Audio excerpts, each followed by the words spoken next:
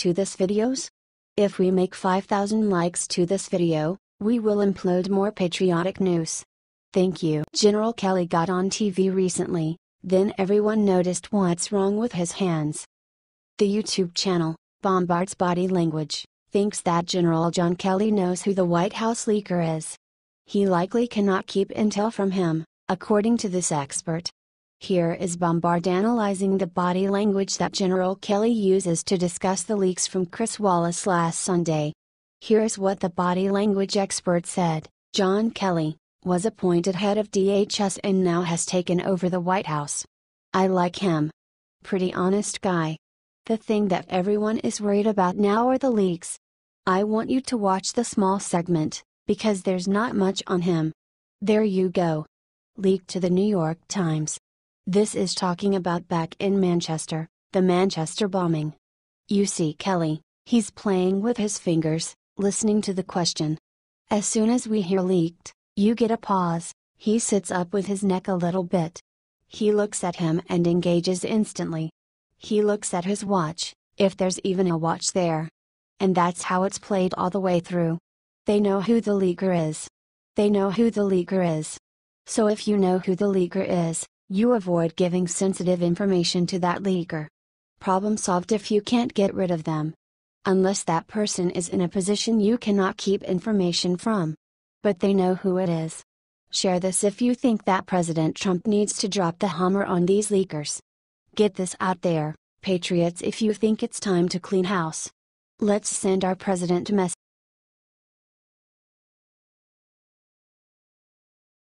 New report exposes Hillary and Obama's dirty Russia secret they were praying would stay buried.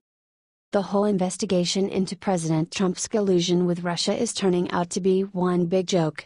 Any deal the Trump Organization made as many as 10 years ago could be up for review by special counsel Robert Mueller's investigation. As Washington Times reports, however, not so long ago the Democrats were begging American entrepreneurs to work with Russians. In 2009 Hillary Clinton, serving as Secretary of State, stood next to Vladimir Putin himself and said, "We are committed to broadening and deepening ties between our two economies." Oh my God! Can you imagine if President Trump did something like that?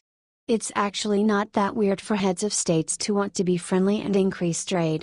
When President Trump does it, however, the left will cry that he is Putin's puppet. The left also seems to forget about this video.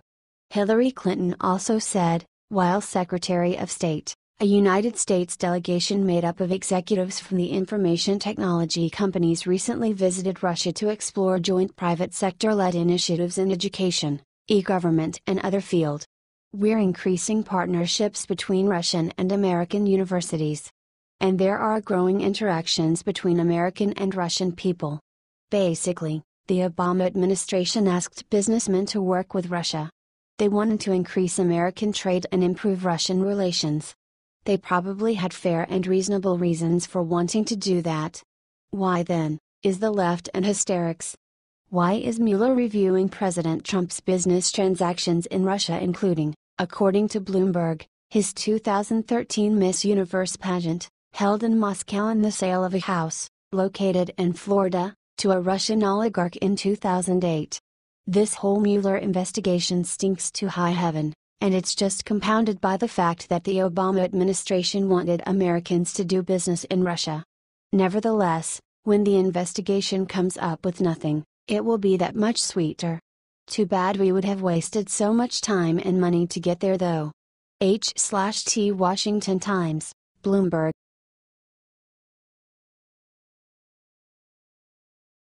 Sessions just claimed first blood with epic win against sanctuary cities. See which ones he took down. Whoop, there it is. According to the Washington Times, President Trump's crackdown on sanctuary cities is already producing some results. 10 counties were put on notice for not complying fully with Section 1373 of Title 8 of the U.S. Code, which states that local police must share immigration status information with federal immigration agents. If the counties do not comply, millions of dollars in federal grants could be withheld. 2 of those counties, Miami-Dade in Florida, and Clark County, Nevada, were just certified as compliant with Section 1373. The Justice Department sent them similar letters with that confirmation, saying to Clark County officials, "Based on the materials you have provided, we found no evidence that Clark County is currently out of compliance with Section 1373. As a reminder, complying with Section 1373 is an ongoing requirement that the Office of Justice Programs will continue to monitor. These 10 counties were originally identified by the Obama administration as potentially non-compliant. The Trump administration took that data and asked those counties to prove their compliance. Some counties said they were compliant, but were using loopholes to avoid honoring the full spirit of the law. Cook County, where Chicago is located, does not collect the immigration status of people they encounter, ergo they have nothing to give federal agents. Although some defiance remains, 2 counties is a great start. That's 2 more than there were before, and 2 more than there would have been under Hillary.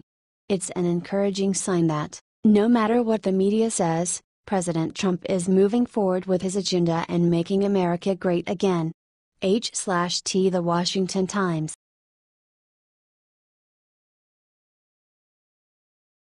Chuck Norris just roundhouse kicked Mitch McConnell with what he just did. Jeff Sessions' Senate seat is up for grabs in Alabama and it's a heated race. There are 3 major candidates, one being a McConnell-backed establishment Republican, Luther Strange, and 2 who have shown a strong loyalty to President Trump, Roy Moore and Mo Brooks. According to a poll provided exclusively to Breitbart News, Roy Moore, a controversial former state Supreme Court justice, is in the lead, just a week before the GOP primary. And he's exactly who Chuck Norris has now endorsed. While Strange came in second in the poll, Brooks, the other Trump loyalist, is quickly gaining ground. Chuck Norris said of Moore, "He's tough, tested and has a spine of steel." He went on, "The Washington establishment knows they won't be able to count on him, but Alabama voters can." Judge Moore has never backed down from standing for what is right, and that's exactly what he'll do in the U.S. Senate. That's why the Washington establishment is spending millions trying to defeat Judge Moore. There's a deep rift between Trump and establishment Republicans. And the Alabama election will be quite telling as far as who will succeed in that contest. If Chuck Norris, and the poll provided to Breitbart, are any indication, it is clear that the voters who elected Trump are still going strong in his support. If you agree with Chuck and would like to see him roundhouse McConnell, too, please share this and comment "I agree with Chuck." H/T The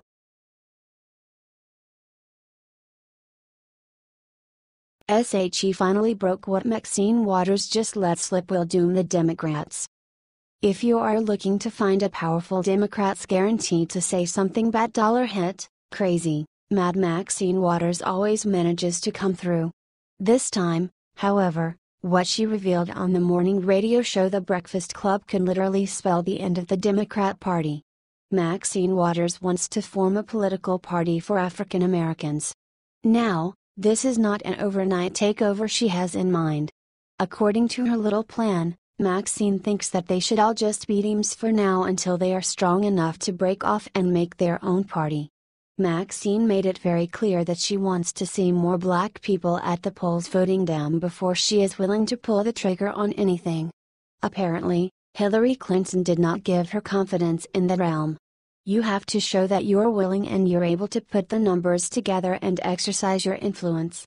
We still are not voting our influence yet.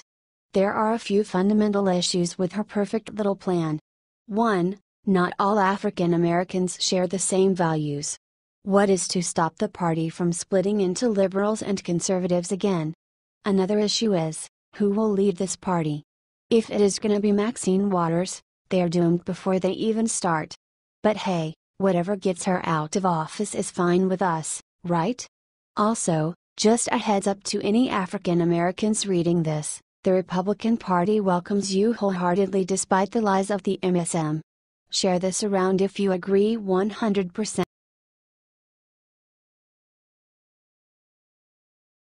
Right after Rahm Emanuel sued Trump's sanctuary city rule, Jeff Sessions ripped him to shreds with 4 cutting words. Chicago Mayor Rahm Emanuel hit the Department of Justice with a lawsuit on Monday over the Dodge's recent threat to withhold federal money from sanctuary cities like Chicago. The Dodge has added a new requirement for cities to receive burn grants. The cities now must tell federal agents 48 hours before an illegal immigrant is released from jail. If Chicago complies, the city is set to receive $3.2 million in burn grants, which would be used to buy police vehicles. Fox News reports Emanuel said the new requirements were like blackmail and would prevent the city from being welcoming. Attorney General Jeff Sessions immediately slammed the lawsuit, saying in a statement, "This administration is committed to the rule of law and to enforcing the laws established by Congress." To a degree perhaps unsurpassed by any other jurisdiction, the political leadership of Chicago has chosen deliberately and intentionally to adopt a policy that obstructs this country's lawful immigration system. He continued, saying the mayor complains that the federal government's focus on enforcing the law would require a reordering of law enforcement practice in Chicago. But that's just what Chicago needs, a recommitment to the rule of law and to policies that roll back the culture of lawlessness that has beset the city. Nevertheless, Emanuel remains obstinate, saying, "Chicago will not let our police officers become political pawns in a debate. Chicago will not let our residents have their fundamental rights isolated and violated. And Chicago will never relinquish our status as a welcoming city." Welcoming city? Welcoming to who? Chicago has one of the worst crime rates in the country, and citizens are being terrorized by gangs every day. It is shocking that the mayor refuses to see that. Sessions has this one dead on. Chicago is in shambles. Emanuel's welcoming city plan isn't working, and law and order must be restored. The Trump administration does not want to stand by and be complicit in the crimes committed against innocent Chicagoans over Emanuel's fantasy. As Sessions concluded in his statement with three biting words: comply with the law, so it's this simple. Comply with the law or forgo taxpayer dollars. Let's deliver this message to Rahm Emanuel personally by sharing 50,000 times. H/T Fox News